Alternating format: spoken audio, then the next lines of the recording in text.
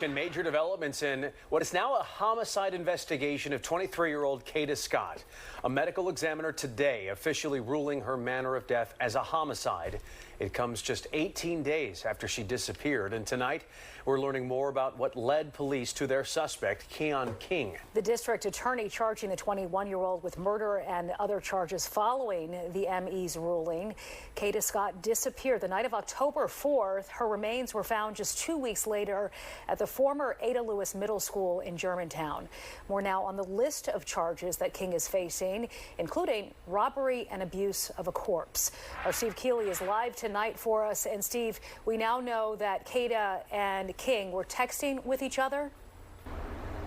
Well, legal filings in the case reveal the evidence that police obtained to make their case for murder against Keon King, and also show how he tried to cover it up and got help after.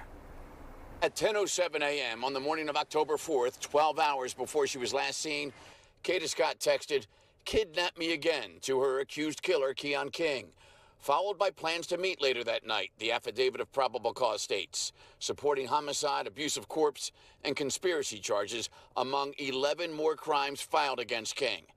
Detectives don't know yet what Kada possibly meant with that "kidnap me again" text, whether she had been taken before by him or if her text was her just joking around to help her skip work that turned into awful, deadly irony.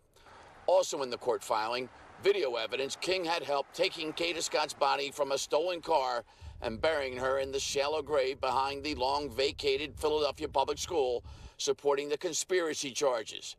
Detectives believe King killed Kada Scott within the hour she got into his car where she worked, and her body was left in that car for a full day after. The next night, Sunday, October 5th, the affidavit states, video shows King returned to the lot he parked that car in with Kada's body, but wasn't alone.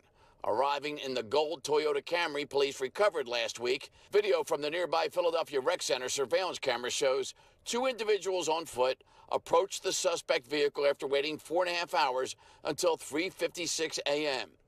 One motions toward the gold Camry they came in, and it drives out of the parking lot, indicating a third person involved.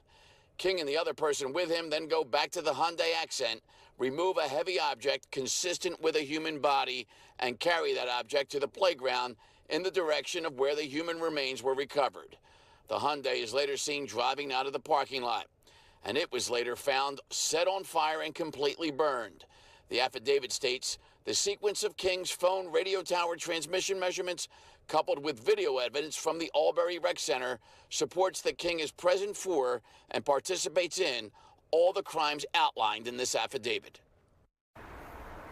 Now, while King is charged with 3 different gun crimes in these latest 11 charges today, the medical examiner's office here did not say yet how Kada was killed, just for now ruling her death a homicide. And detectives who share their police headquarters with the medical examiner's office here in the same building are nowhere near finished, they told me. They're working to now identify King's co-conspirators, those with him in those 2 cars used, one who helped put Kada in that shallow grave, and perhaps Sheba and Jason, the one who tipped off police to go back to where they had searched prior, but knew where police needed to go exactly, pinpointing those detectives Saturday to where Kada's body was buried in that shallow grave. So they're still working to get those others. Yeah, that theory makes sense, Steve. Yeah.